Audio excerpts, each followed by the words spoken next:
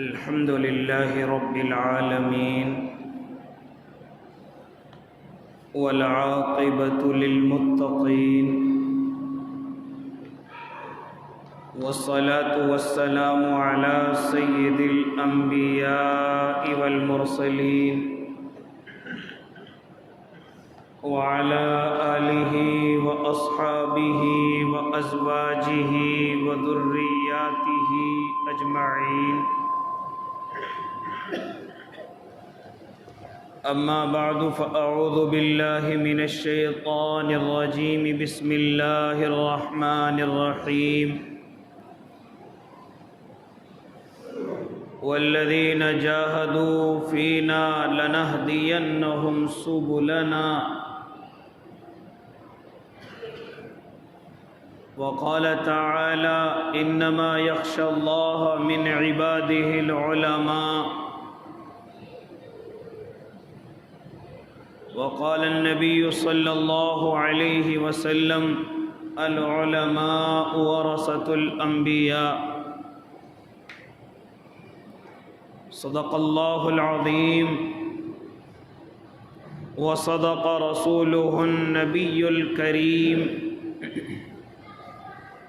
ونحن على ذلك من الشاهدين والشاكرين والحمد لله رب العالمين واجب الاحترام ساتھیوں، بزرگوں، نوجوانوں اور معصوم بچوں، اگست کا یہ مہینہ چل رہا ہے اور اس میں ایک تاریخ آتی ہے جس کو ہم اور آپ قومی تہوار کے نام سے جانتے ہیں،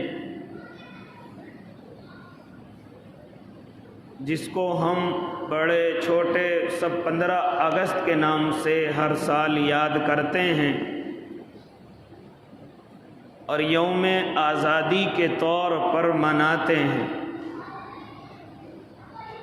یعنی یہ 15 اگست کا دن وہ دن ہے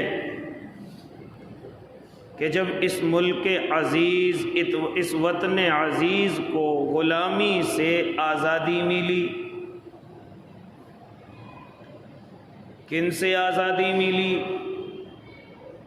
وہی گوری چمڑی والے انگریز کہ جنہوں نے اپنی عیارانہ شاطرانہ چالوں سے اس خوبصورت ملک عزیز پر اپنا تسلط جما لیا، قبضہ جما لیا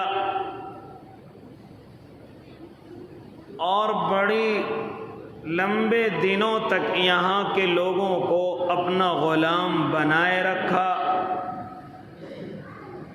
اللہ رب العزت نے یہاں کے لوگوں کی محنت کی وجہ سے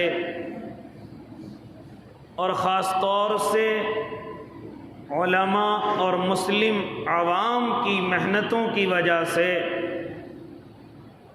اللہ نے وہ دن دکھایا کہ آج میں اور آپ غلامی کی زنجیروں سے نکل کر آزادی کے ماحول میں اپنی زندگی کو جی رہے ہیں۔ لہذا یہ گفتگو کیوں کرنی پڑ رہی ہے یا کیوں پڑتی ہے؟ آپ دیکھ رہے ہیں ملک عزیز میں، وطن عزیز میں بڑی تیزی کے ساتھ اور بڑی محنتوں کے ساتھ اور بڑی سازشوں کے ساتھ ہمارے اسلاف کے ناموں کو اور ان کی محنتوں کو اور ان کی کاوشوں کو بڑی تیزی کے ساتھ مٹانے اور بھلانے کی کوشش کی جا رہی ہے، یہاں تک کہ نئی نسل کو یہ باور کرانے کی کوشش کی جا رہی ہے کہ اس ملک پر اور اس وطن عزیز پر ہمارے بڑوں نے، بادشاہوں نے ظلم و جبر کیا، قبضے کیے، عبادت گاہوں کو توڑ کر کے اپنی عبادتوں کو بنا لیا، ان کی جگہ کو مختص کر دیا گیا، اور میرے اور آپ کے بچے نوجوان ان باتوں کو سن کر کے یقین کرتے ہیں، اور بعض تو ایسے ہو چکے ہیں کہ اپنے بڑوں کی نفرت اپنے دلوں کے اندر لیے پھر رہے ہیں، چاہے اس میں حضرت اورنگزیب رحمۃ اللہ علیہ ہوں، چاہے اس میں حضرت ٹیپو سلطان رحمۃ اللہ علیہ ہوں۔ لہذا یہ تمام ان سے بھی بڑے بڑے ہمارے بادشاہ اور اکابر اور عوام اور بڑے لوگ دانشوران، ان کے چہروں کو ایسا مسخ کر کے میرے اور آپ کے سامنے پیش کیا جا رہا ہے، گویا کہ ہماری نسلیں بھی یہی سمجھنے لگی ہیں کہ جیسا یہ کہہ رہے ہیں ویسا سچ ہے۔ ایسے وقت میں ہم جیسے کم علموں کی ذمہ داری بن جاتی ہے کہ یہ مختصر سا جو وقت مجھے اور آپ کو کہنے سننے کا ملتا ہے، کیوں نہ اس وقت میں ذرا سی گفتگو اپنے بڑوں کی کر لی جائے، ذرا سی گفتگو اپنے علماء کی قربانیوں کے تعلق سے آ جائے، تاکہ مجھے اور آپ کو یہ احساس ہو کہ جیسا ہم سن رہے ہیں ایسا نہیں ہے، کہ ہمیں بھی ایسا لگنے لگا گویا کہ ہمارا یہاں کچھ نہیں ہے، گویا کہ ہماری یہاں کوئی قربانی نہیں ہے، گویا کہ ہماری یہاں کوئی محنت نہیں ہے، لہذا ہمیں بھی ایسا لگنے لگا ہے کہ یہ ملک دوسری کمیونٹی کے لوگوں کا ہے، ہمارے اندر اس میں حصہ نہیں ہے، ہمارا کوئی اس کے اندر حصہ نہیں ہے۔ لہذا او اللہ کے نیک بندو، لہذا ایسے وقت میں ہماری ذمہ داری بنتی ہے کہ ہم اپنے بڑوں کو یاد کریں، ہمارے اوپر واجب کا درجہ رکھتا ہے کہ ہم اپنے بڑوں کا خیال کریں، ان کی قربانیوں کو اپنے علماء سے سنیں، اپنے بڑوں سے سنیں، جتنا وقت ملے اس میں بھی سنیں، یا وقت نکال کر کے اپنے بڑوں کو بلائیں اور بلا کر کے کہیں کہ ہمیں اپنے بڑوں کی داستانیں سنائی جائیں، ان کی قربانیاں سنائی جائیں۔ لہذا جب تمام کی تمام باتیں میرے اور آپ کے سامنے آئیں گی تو یقیناً آپ یہ کہنے پر مجبور ہوں گے کہ اس زمین کے نیچے غیروں کا اتنا پسینہ بھی نہیں ہے جتنا ہمارے بڑوں نے اپنا خون بہایا ہے۔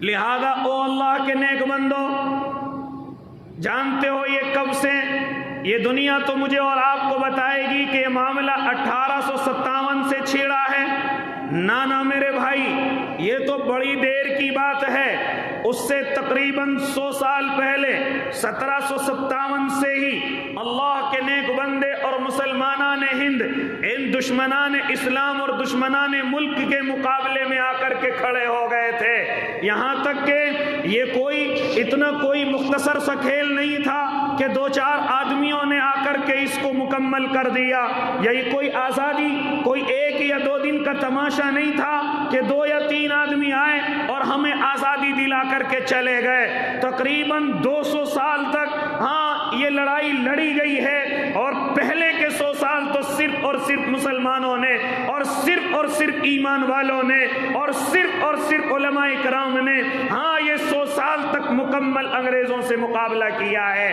1857 کے بعد اوروں نے جڑنا شروع کیا، لیکن اس سے 100 سال پہلے تو ہمارے بڑے اپنی بڑی بڑی قربانیاں دے چکے تھے۔ لہذا اے اللہ کے نیک بندے، آخر یہ مسئلہ کب چھڑا؟ آؤ تمہیں بتلاتا چلوں۔ یہ میرا ملک عزیز پہلے سے ہی بڑا خوبصورت، یہ ملک عزیز پہلے سے ہی طاقتور، یہ ملک عزیز یہاں کی زمین سونا اگلنے والی، یہاں کی دیواروں پر ہیرے اور جواہرات جڑنا فیشن بن چکا تھا۔ لہذا اس طریقے کی ان تمام چیزوں کو دیکھ کر کے پوری دنیا اس کو سونے کی چڑیا کے نام سے جانتی تھی۔ لہذا او اللہ کے نیک بندے، جب اس گوڑی چمڑی والے انگریز کو معلوم ہوا، جو سمندری لٹیرے تھے، جو سمندروں کے اندر آنے جانے والوں کو لوٹا کرتے پر پڑی ہے، ان کی نظر اس ملک عزیز پر پڑی ہے، انہوں نے اتر کر کے ذرا سا جھانک کر کے دیکھا آخر یہ کون لوگ ہیں، معلوم ہوا کہ ہندوستان ہے، ذرا ہم معلوم کریں اس کی خاصیت کیا ہے۔ وہ ذرا سا اندر گھسے تو دیکھا ارے یہ اس کی زمین تو بڑی سرسبز و شاداب ہے، اس پہ تو سونا اور ہیرے جواہرات ایک معمولی سی بات ہے، لہذا ہم کہاں سمندروں میں لٹیرے بنے ہوئے ہیں، لہذا کیوں نہ ہم ایک چالاکی کے ساتھ اس زمین پر اتریں اور اتر کر کے ہم اپنی سازشوں میں ملوث ہو جائیں۔ لہذا یہ سمندری لٹیرے، تاریخ تو بیان کرتی ہے کہ 1498 یا اور آگے بڑھئے 1601 میں تقریباً ان کا ایک پہلا قافلہ ممبئی کے ساحلی کناروں پر اتر چکا تھا۔ مقصد کیا ہے؟ وقت کے بادشاہ عالمگیر سے اجازت لیتے ہیں۔ اجازت کیا ہے کہ ہم تجارت کرنا چاہتے ہیں، ہم اس ملک میں رہ کر یہاں کی چیزیں باہر فروخت کریں گے اور باہر سے لا کر کے یہاں چیزیں فروخت کریں گے۔ اس وقت میں یہاں مسالے وغیرہ یہ تمام کی تمام چیزیں بڑی مشہور ہیں جو پوری دنیا کے لوگوں کو نصیب نہیں ہوتی تھی، اسی زمین پر وہ پائی جاتی تھی۔ لہذا اس طریقے سے اور بھی بڑے سارے کاروبار ان لوگوں اس زمین کے لوگوں کے اس وقت میں مشہور تھے۔ لہذا یہ بنگال کا ساحلی علاقہ، یہ تمام کے تمام کالی کٹ اور سورت کے علاقے یہ پہلے سے ہی کاروباری اعتبار سے مضبوط تھے۔ انگریز نے یہیں پر سب سے پہلا اپنا قدم جمایا اور وقت کے بادشاہ سے اجازت لے کر کے اس نے تجارت کرنی شروع کر دی۔ مقصد تجارت نہیں تھا، مقصد تھا کہ اس پورے ملک کو اپنے قبضے میں لیا جائے، پورے ملک کے لوگوں کو اپنا غلام بنایا جائے۔ لہذا اے اللہ کے نیک بندے، یہ تجارت کا کام آگے بڑھتا چلا گیا۔ مؤرخ تو یہاں تک لکھتا ہے یہاں سے مال بھر کر کے لے جایا جاتا اور اپنے ملکوں کے اندر چھوڑ دیا جاتا، پھر وہاں سے مال نہیں بلکہ جو ڈبے کاروبار کے ہوتے تھے ان میں انسانوں کو، انگریزوں کو چھپا کر کے لایا جاتا۔ لہذا قریب قریب ان لوگوں نے تقریباً ممبئی کے اکثر حصے پر قبضہ کر لیا اور 1601 کے بعد 1701 تک تقریباً 100 سال تک یہ تجارت کرتے رہے اور تجارت اتنی پھوٹ گئی کہ چاروں طرف ان کی تجارت کے چرچے ہونے لگے۔ ایسٹ انڈیا کمپنی کے نام سے انہوں نے پہلی اپنی کمپنی کھولی ہے اور اس پر اپنا برٹش جھنڈا لہرایا ہے۔ لہذا یہیں سے اب پورے کے پورے تجارت میں گھستے چلے گئے۔ جب یہ تجارت میں مضبوط ہو گئے، وقت کے لوگوں کو ذرا سا معلوم نہ ہوا، لہذا جب یہ تجارت میں آگے بڑھتے چلے گئے، اب ان لوگوں نے جو ہمارے داخلی امور ہیں، جو سیاسی امور ہیں، ان میں بھی دخل اندازی شروع کی اور تقریباً 100 سال میں انہوں نے 4 صوبوں پر قبضہ کر لیا، 4 صوبوں پر قبضہ کر لیا۔ ادھر انہوں نے قبضہ کرنا شروع کیا، ادھر دہلی کی سرزمین پر حضرت شاہ عبد الرحیم کے یہاں شاہ ولی اللہ پیدا ہوئے اور شاہ ولی اللہ رحمۃ اللہ علیہ کے یہاں حضرت شاہ عبد العزیز، شاہ عبد الغنی، شاہ رفیع، یہ تمام کے تمام بزرگ اس دنیا کے اندر تشریف لاتے ہیں۔ لہذا حضرت شاہ عبد العزیز رحمۃ اللہ علیہ فوراً دیکھتے ہیں کہ انگریز بڑی تیزی کے ساتھ اس ملک پر قبضہ کرتا ہوا جا رہا ہے، لہذا وہ سب سے پہلے یہ فتویٰ دے ڈالتے ہیں اور لوگوں اس انگریز سے چوکن نہ رہو اور لوگوں اس انگریز سے اپنے آپ کو متنبع رکھو، لہذا یہ پورے ملک پر قبضہ کرنے والا ہے، اس کو یہاں سے بھگانا تمام مسلمانوں پر واجب اور فرض ہو چکا ہے، ان کے خلاف جہاد کرنا فرض ہو چکا ہے، ان کا مقابلہ کرنا فرض ہو چکا ہے۔ اگر تم نے مقابلہ نہ کیا تو یہ ملک عزیز ان کا غلام ہو جائے گا، ہم ان کے غلام ہو جائیں گے، یہاں تک کہ ملک سے محبت کرنا تو دور کی بات، اپنے دین پر عمل کرنا بھی مشکل ہو جائے گا، اپنی شریعت پر چلنا بھی مشکل ہو جائے گا۔ یہ ایسا فتویٰ نکل کر کے آیا تھا کہ جس نے پورے ملک کے اندر ایک آگ سی پھیلا دی، اور اس وقت میں ان سے پہلے حالانکہ بڑے بڑے سورماؤں نے اور بڑے بڑے اللہ کے نیک بندوں نے انگریز کا مقابلہ کیا، لیکن اپنی غداروں کی وجہ سے وہ ہمیشہ میدان کے اندر ناکام رہے۔ انہی میں سے ایک نام آتا ہے سب سے پہلا، ذرا سنو نوجوانوں، کہ جنہوں نے سب سے پہلے انگریز کا مقابلہ کیا وہ کوئی اور نہیں، وہ میسور کا اللہ کا نیک بندہ جس کو میں اور آپ سلطان ٹیپو شہید رحمت اللہ علیہ کے نام سے جانتے ہیں، جن کا اصل نام فتح खाली है। लिहाजा यही हजरत टीपू सुल्तान रहमतुल्लाह अलैह अंग्रेज से तकरीबन 4 जंगें लड़ते हैं और चारों के अंदर इनको फतह नसीब होती है। लिहाजा अंग्रेज ये कह रहा था कि हमारे रास्ते का अगर कोई इस वक्त का कांटा है तो वो सिर्फ और सिर्फ सुल्तान टीपू शहीद है। लिहाजा इससे मुकाबला किया जाए, इस चट्टान को हटाया जाए। लिहाजा जो उसकी पहले से साजिशें चलती हुई आ रही हैं, उसने सुल्तान के सबसे मोतमद और सबसे भरोसेमंद, जिसको वजीर मीर सादिक के नाम से जाना जाता है, 900 मुरब्बा मील जमीन का उसको लालच दिया कि अगर तू सुल्तान टीपू को हमें दे दे तो ये जमीन का मालिक हम तुझे बना देंगे। लिहाजा इस मुल्क में जहां सबसे बड़ी खूबसूरती ये है, यहाँ की जमीन अच्छी है, यहाँ की पैदावार अच्छी है, यहाँ सब कुछ अच्छा है, लेकिन इस जमीन की एक सबसे बड़ी कमी ये है जो हमेशा हमें पीछे हटाती है, इस जमीन की मिट्टी में गद्दारी बड़ी तेजी के साथ पनपती है। जरा सा लालच दे करके बड़ी तेजी के साथ भरोसे को तोड़ दिया जाता है, अपना खास बिल्कुल अपने साथ गद्दारी कर देता है। इस जमीन की ये सबसे बड़ी कमी है। लिहाजा ए अल्लाह के नेक बंदे, मीर सादिक को लालच दे दिया गया, सुल्तान टीपू शहीद रहमतुल्लाह अलैह मुकाबला करते गए, लेकिन कहां तक मुकाबला करते। मीर सादिक ने तमाम फौजियों को एक तरफ बुलाया कि तुम्हें तनख्वाह दी जाएगी और दरवाजे को बिल्कुल खाली छोड़ दिया गया। जैसे ही दरवाजा मेन गेट खाली हो गया, अंग्रेज बड़ी तेजी के साथ घुसा है और आकर के हजरत पर हमला किया है। यहां तक कि इतना सख्त हमला था, इतना सख्त हमला था कि बिल्कुल पीछे हटने की गुंजाइश नहीं थी। हालांकि अगर सुल्तान टीपू चाहते तो उनसे अपने हाथ खड़े करके माफी मांग सकते थे, अपनी जान की भीख की गुहार लगा सकते थे, लेकिन आज भी वो जुमला हमारे नौजवानों के कानों में होना चाहिए, हमारे बड़े और हमारे ताकतवरों के कानों में होना चाहिए। फरमाते थे कि गीदड़ की 100 साला जिंदगी से शेर की एक दिन की जिंदगी बेहतर है, शेर की एक दिन की जिंदगी बेहतर है। और ये कहते हुए अंग्रेज के नरगे में कूद पड़े, लेकिन कहां तक मुकाबला करते, यहां तक कि अपनों की गद्दारी की वजह से शहीद कर दिए गए, शहीद कर दिए गए। तारीख तो यहां तक बतलाती है, शहीद हुए पड़े हैं, दुनिया से रुखसत हो चुके हैं, लेकिन गोरी चमड़ी वाले की हिम्मत नहीं कि करीब जा सके।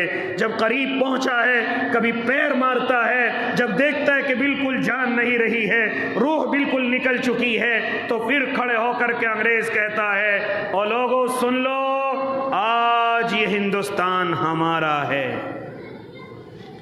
इतनी बड़ी चट्टान हजरत टीपू सुल्तान शहीद रहमतुल्लाह अलैह, लेकिन क्या देख रहे हैं मैं और आप अपनी आंखों से? उनकी मेहनत को और उनकी कुर्बानियों को फरामोश किया जा रहा है। यहां तक कि उनके लिए दुआएं तो क्या की जाती, उनको गद्दारे वतन तक कहा जा रहा है। हालांकि आज भी अगर जाकर के देखोगे तो उनका जो महल और उनका किला है, वहां जहां मस्जिद भी मौजूद है, वहां 2-2 मंदिर भी उनके किले के अंदर मौजूद हैं। लेकिन चूंकि वो अल्लाह को मानने वाले थे, चूंकि वो नाम के मुसलमान नहीं थे बल्कि अल्लाह के यहाँ काम के मुसलमान थे, इसलिए जबरदस्ती उनके चेहरे को मस्क किया जा रहा है, जबरदस्ती उनको गद्दारे वतन की लिस्ट के अंदर डाला जा रहा है। लेकिन दुनिया क्या कर रही है, हमें उनसे क्या मतलब? हमें तो कहना है कि हमारे टीपू सुल्तान शहीद रहमतुल्लाह अलैह अपने मुल्क पर, अपनी कौम पर, अपने दीन पर कुर्बान होकर के गए हैं। अल्लाह उन्हें जन्नत में जरूर जगह अता करेगा।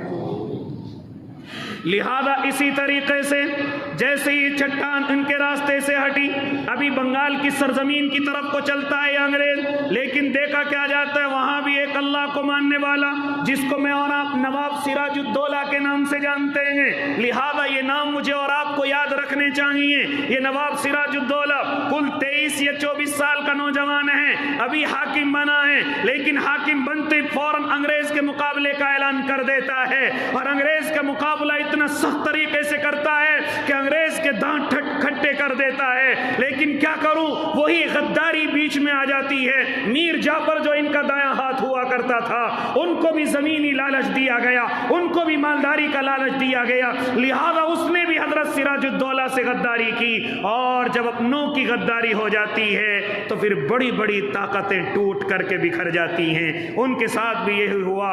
حضرت سراج الدولہ بھی اس دنیا سے انگریز کے خلاف رخصت ہو گئے۔ حضرت شاہ عبدالعزیز کا فتویٰ نکل کر کے آتا ہے کہ او لوگو، کیا دیکھ رہے ہو اپنی آنکھوں سے؟ اگر اس انگریز کو نہ روکا گیا تو ایک دن سب غلام ہو جائیں گے، ایک دن سب کے پیروں میں غلامی کی زنجیریں پڑی ہوئی ہوں گی۔ لہذا یہ فتویٰ ایسا تھا کہ پورے ملک کے اندر ایک آگ سی پھیل گئی۔ لہذا حضرت شاہ عبدالعزیز رحمت اللہ علیہ تیزی کے ساتھ آگے بڑھتے چلے گئے اور اپنے فتوے پر عمل کراتے چلے گئے۔ فتوے پر عمل کرانے کا طریقہ کیا ہے؟ آؤ میں آپ کو بتلاتا چلوں۔ آپ بڑے اللہ والے اور بڑے پیروں کے اندر آپ کو شامل کیا جاتا۔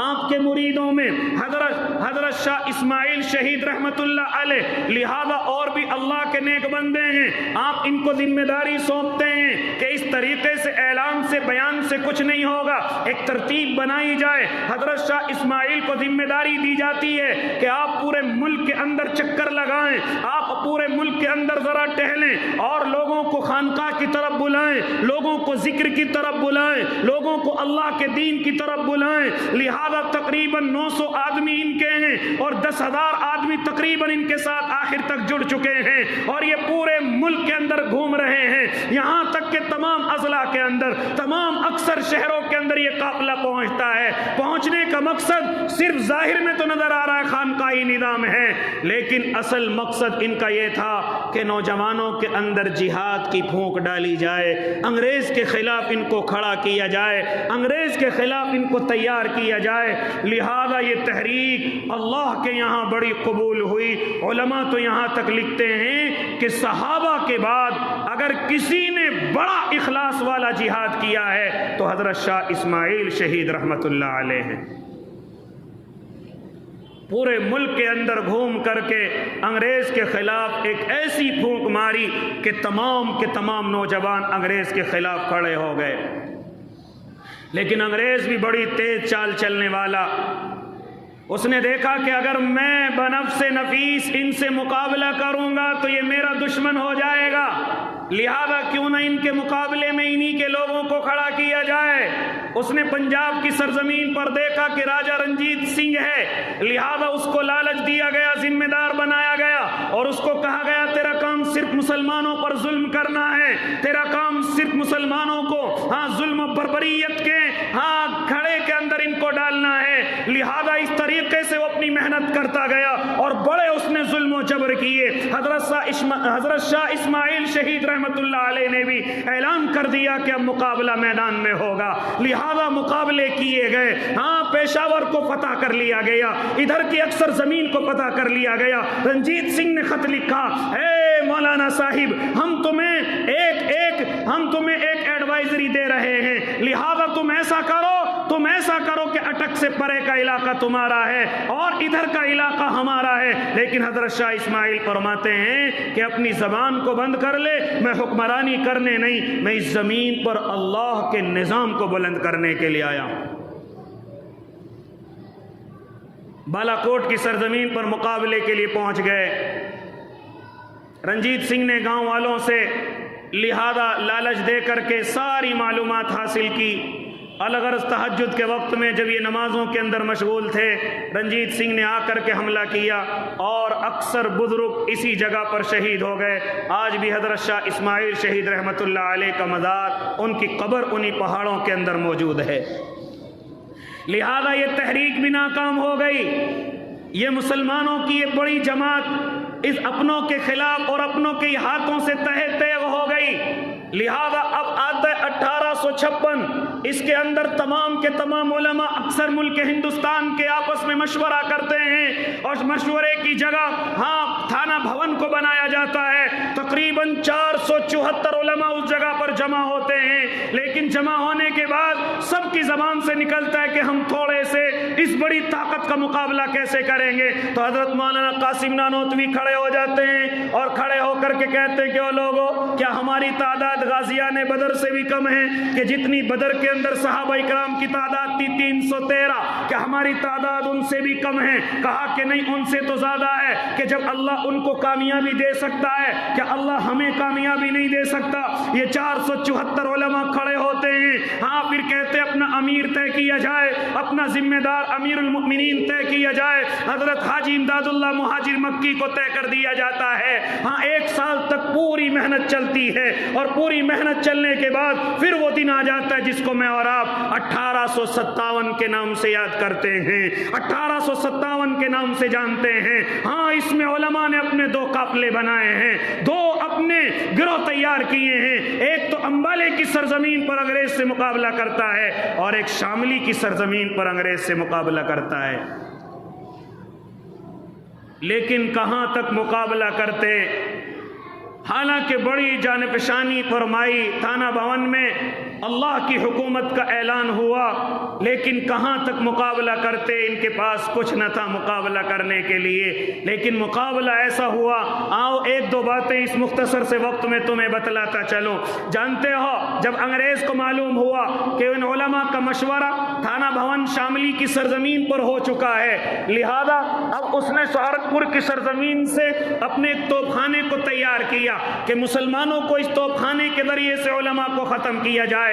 حضرت مولانا رشید احمد گنگوہی، جانتے ہو کتابیں پڑھانے والے، مدرسے میں طلباء کو پڑھانے والے، حضرت حاجی امداد اللہ مہاجر مکی کی خدمت میں پہنچتے ہیں، اور پہنچ کر کے کہتے ہیں حضرت انگریز توپ خانے کو لے کر کے ہماری شاملی کی سرزمین سے گزرے گا، لہذا آپ مجھے اجازت دیجئے۔ حضرت کہتے ہیں جا رشید تجھے اجازت ہے۔ حضرت مولانا رشید احمد گنگوہی اپنے 40-50 ساتھیوں کو لے کر ایک باغ کے اندر جا کر کے چھپ جاتے ہیں، لہذا کہتے ہیں جیسے انگریز یہاں سے گزرے ایک ساتھ فائر کر دیا جائے۔ چنانچہ انگریز جیسے اس باغ کے سامنے سے گزر رہا ہے، حضرت نے اشارہ کیا، ایک ساتھ فائر کھول دیا گیا۔ انگریز کے دماغ کے اندر آیا کہ اس باغ میں ایک بڑی تعداد باغیوں کی موجود ہے، بڑی تعداد انگریز کے مخالفوں کی موجود ہے، لہذا وہ توپ خانے کو چھوڑ کر کے بھاگا۔ حضرت مولانا رشید احمد گنگوہی اس توپ خانے کو گھسیٹتے ہیں اور لا کر کے تھانہ بھون کی جو خانقاہ تھی اس کے سامنے لا کر کے پٹخ دیتے ہیں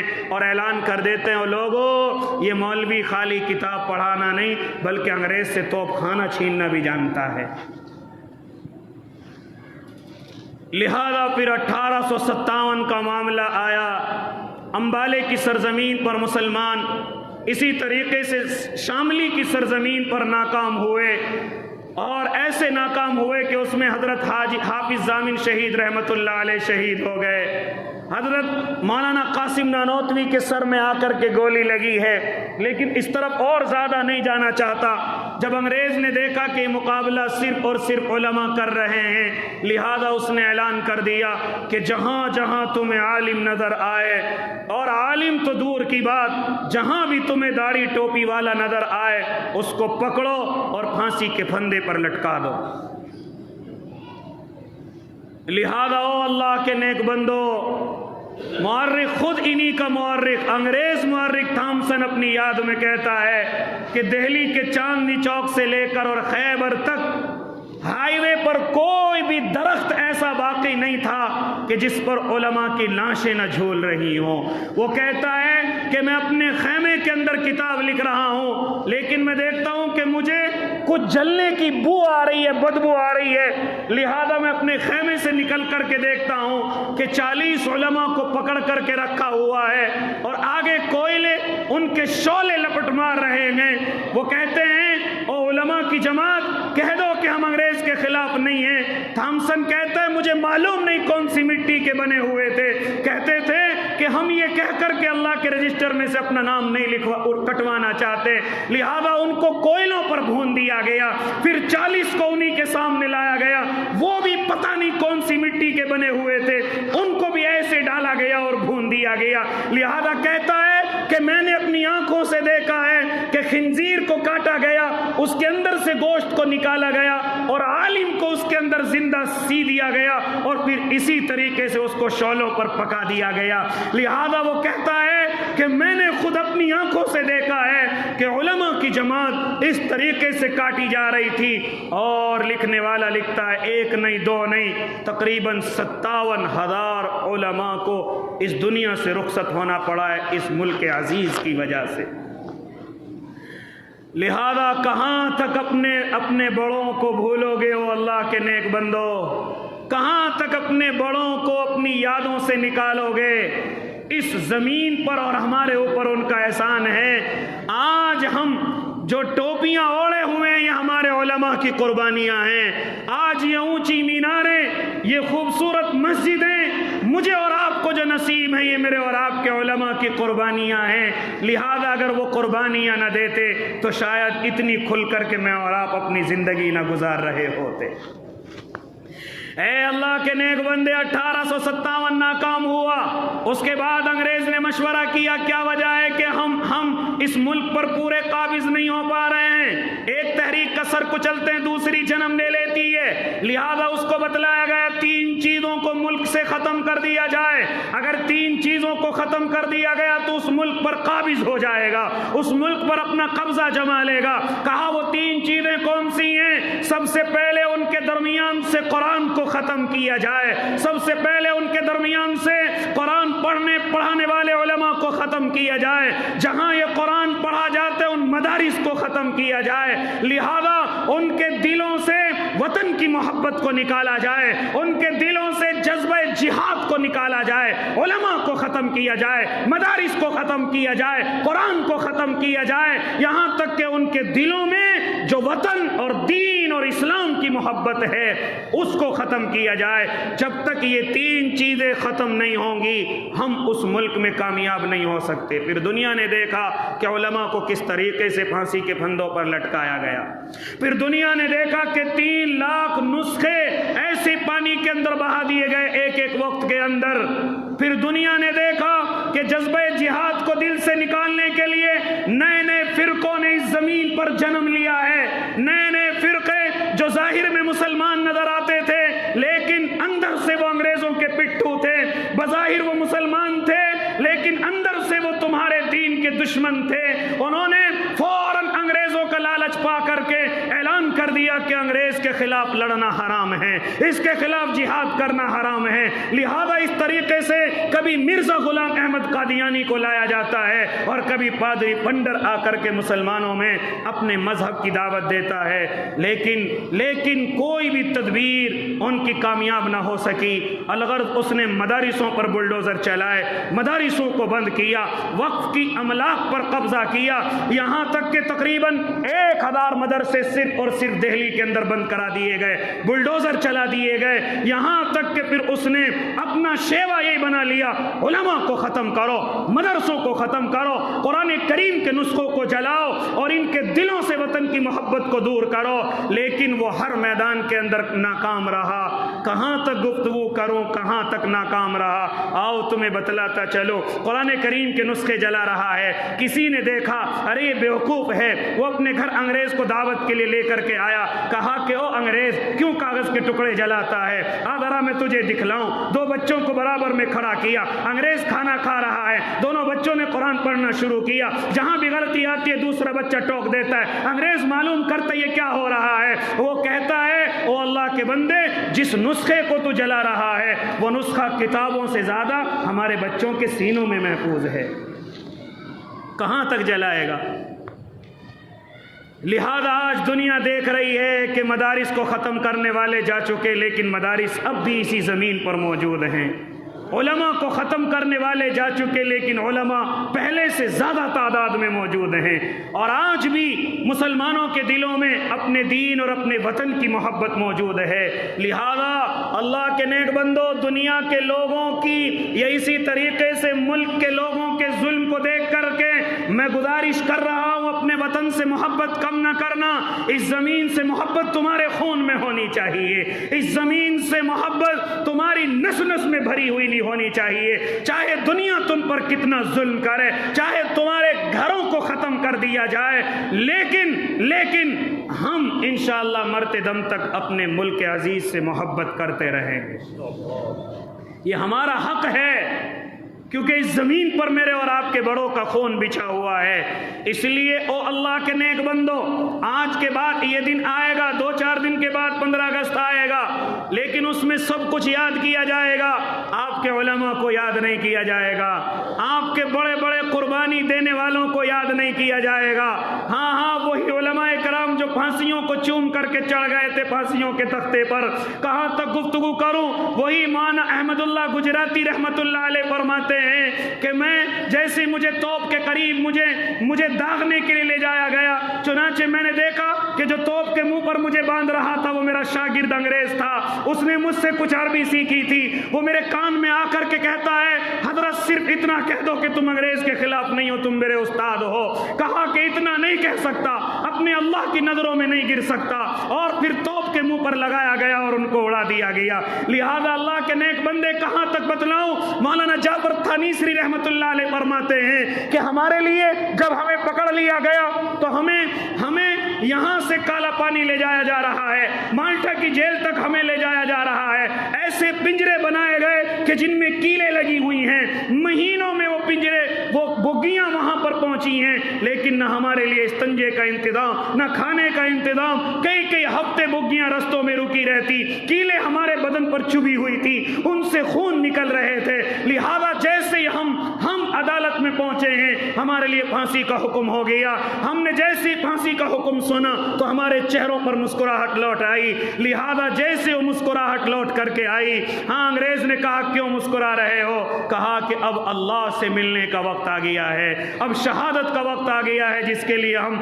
اتنی پریشانیاں اٹھا رہے ہیں۔ جیسے انگریز نے دیکھا کہ پھانسی کے بعد خوش ہوں گے، لہذا اس نے پھانسی کو ٹال دیا اور مالٹا کی جیل میں لے جا کر کے ڈال دیا۔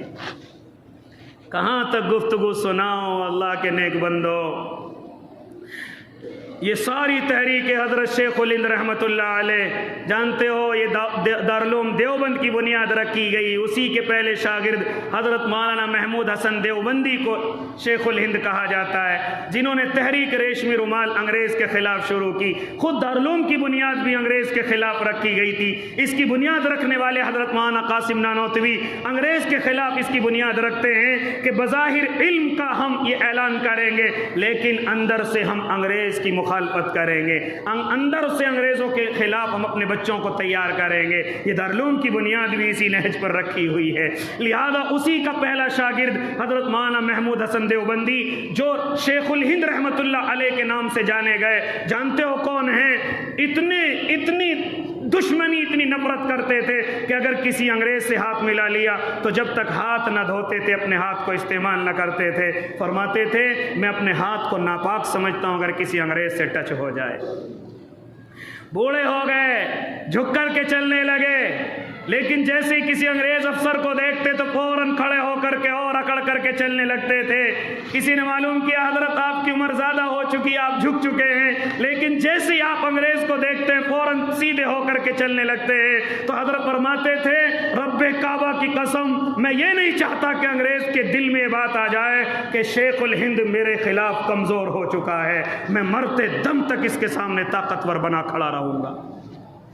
یہ ہیں آپ کے علماء، یہ ہیں آپ کے علماء۔ شیخ الہند رحمت اللہ علیہ پھر انہی کے شاگرد حضرت مولانا حسین احمد مدنی، جن کو شیخ الاسلام کے نام سے جانا گیا، فتویٰ دے دیا انگریز کی حکومت حرام ہے۔ لہذا انگریز جج نے اپنی عدالت میں بلا کر کے کہا حسین تو نے ہمارے خلاف فتویٰ دیا ہے۔ حضرت مولانا حسین فرماتے ہیں دیا کیا، یہی کھڑا ہو کر کے دیتا ہوں تیری حکومت حرام ہے۔ کہا او حسین نتیجہ جانتے ہو؟ کہا کہ ہاں نتیجہ بھی جانتا ہوں، اس لیے اپنے سر سے کفن اپنے گھر سے باندھ کر کے چلا ہوں، اور گھر والوں سے کہہ کر کے آیا تھا کہ میری واپسی کی امید نہ رکھنا، ہو سکتا ہے میں اپنے وطن اپنے دین کے لیے قربان ہو کر کے آؤں، لہذا میں اپنے گھر والوں سے کہہ کر کے آ چکا ہوں، اس لیے کفن اپنے ساتھ لے کر کے آیا ہوں۔ حضرت مولانا جوہر پیروں میں پڑ گئے اور کہتے حضرت اپنا بیان بدل لیجئے، ابھی قوم کو تمہاری ضرورت ہے۔ کہتے جوہر پیچھے ہٹ جاؤ، اللہ کی قسم اگر بیان بدل گیا تو ایمان بدل جائے گا۔ یہ تھے میرے اور آپ کے بزرگ، آج کس کو بھول گئے ہو؟ لہذا اس لیے اپنے علماء کو یاد کرو، پروگرام کراؤ، اپنے اسکول اور کالجوں میں ڈانس نہیں، گانے نہیں، کسی کو بلا کر کے اپنے علماء کی تاریخ سنو، اپنے بڑوں کی تاریخ سنو۔ اچھی بات ہے یوم آزادی ہے، اچھی بات ہے یوم جمہوریہ خوشی کا دن ہے، لیکن خوشی کا مطلب ناچنا نہیں ہے، خوشی کا مطلب گانے نہیں ہے، خوشی کا مطلب ہے جنہوں نے اس زمین کے لیے قربانی دے رکھی ہے ان کے لیے دعائیں کی جائے، اللہ ان کی مغفرت کرے، ان کو جنت نصیب کرے۔ یہ نہیں کہ ہم گانے بجا کر کے، یہ تو ان کی روحوں کا مذاق ہے، یہ تو ان کی روحوں کو تکلیف پہنچانا ہے کہ ہم تو ان کے لیے لڑ مرے اور یہ ہماری یاد میں گانے اور ڈانس کر رہے ہیں۔ لہذا ان چیزوں سے پرہیز کیا جائے اور اپنے ملک سے جتنی ہو سکے محبت کی جائے، جتنی زیادہ ہو سکے محبت کی جائے، کسی کو دیکھ کر کے اپنے ملک سے نفرت نہ کی جائے۔ اللہ ہم سب کو عمل کی توفیق دے دے۔ جنہوں نے سنت نہیں پڑھی وہ سنتیں پڑھ لیں۔ وآخر دعواہم ان